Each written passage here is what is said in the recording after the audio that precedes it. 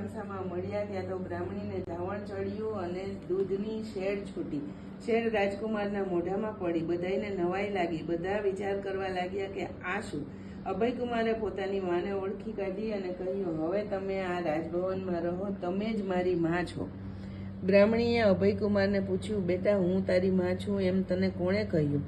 અભયકુમારે માતાજીની કહેલી વાત સંભળાવી અને ચમત્કારિક હાથના દર્શનની વાત પણ કરી. જય જીવંતિકા માતાજી. હાલો, જીવંતિકા માનું વ્રત છે. શ્રાવણ મહિનાનો પહેલો શુક્રવાર એટલે જીવંતિકા માતાજીનું વ્રત.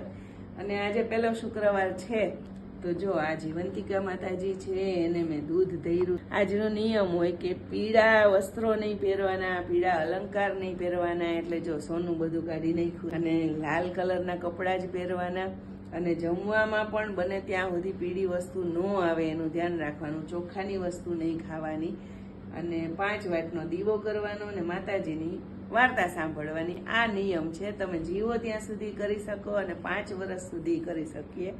તો આજે મેં આ વ્રત કર્યું છે. અને આ વ્રત ખાસ કરીને બાળકો માટે કરવામાં આવે છે કે માતા જીવંતિકા હંમેશા બાળકોની રક્ષા કરે.